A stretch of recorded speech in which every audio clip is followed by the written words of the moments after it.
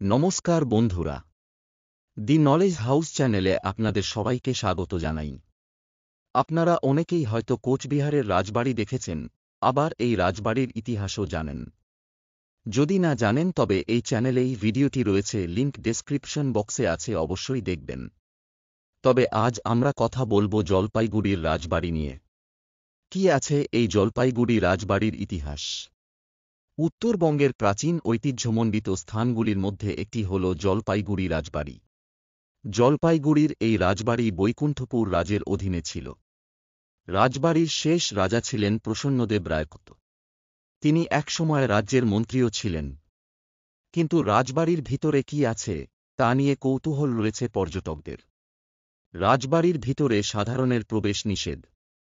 শুধু দুর্গাপুজোর সময় রাজবাড়ির ভিতর থেকে রাজার মুকুট, অস্ত্র সহ অন্য কিছু সামগ্রী বাইরে আনা হয়। সেসব রাখা হয় দেবী দুর্গার সামনে। তখনই সাধারণ মানুষ রাজবাড়ি নিয়ে তাদের কিছু কৌতূহল মেটায়। জলপাইগুড়ির এই বৈকুণ্ঠপুর রাজাদের পদবি ছিল রায়কত। এটা ছিল কোচবিহার রাজবংশেরই একটি শাখা। কোচবিহারের রাজা বিশ্বসিংহের ভাই ছিলেন শিষ্য সিংহ। তাঁকে 1526 খ্রিস্টাব্দে বৈকুণ্ঠপুর রাজ্য শাসন করার অধিকার দেওয়া হয়। কোচবিহার রাজ পরিবারের নারায়ণকে বৈকুণ্ঠ নামে পুজো করা হতো। সেই নাম থেকে আসে বৈকুণ্ঠপুর। সেই সময় নেপালের মোরাং, ইলম অঞ্চল বৈকুণ্ঠপুরের রাজা রায়কতরা শাসন করতেন। জলপাইগুড়ির বৈকুণ্ঠপুর রাজ শুরু হয় 1523 সালে। রাজ পরিবারের বর্তমান বিল্ডিং তৈরি হয় 1910 থেকে 1912 সালে। শুরু থেকে শেষ পর্যন্ত বৈকুণ্ঠপুরে মোট 31 জন রাজা রাজত্ব করেছেন। আর বর্তমান জলপাইগুড়ি রাজবাড়িটি হল বৈকুণ্ঠপুরের তৃতীয় রাজধানী।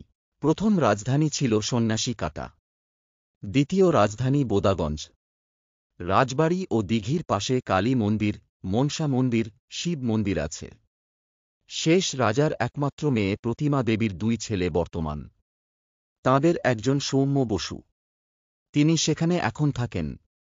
আর আছেন প্রণত কুমার বসু।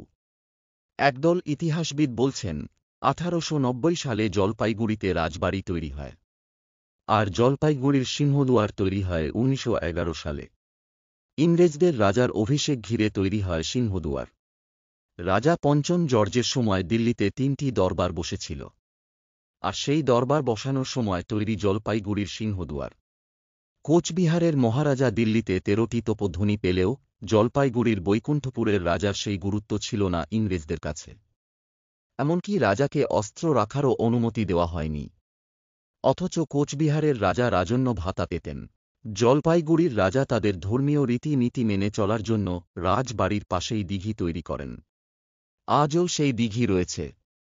দিঘির পাশে মন্দির আছে, যা এখনও বর্তমান। তবে আশা করা যেতে পারে কোচবিহার রাজবাড়ির মতোই যেন জলপাইগুড়ির রাজবাড়িও পর্যটকদের কাছে আকর্ষণীয় হয়ে উঠুক। এমনই তথ্যমূলক ভিডিও পেতে চ্যানেলটি সাবস্ক্রাইব করবেন এবং ভিডিওটি লাইক, শেয়ার ও কমেন্ট করতে ভুলবেন না। ধন্যবাদ।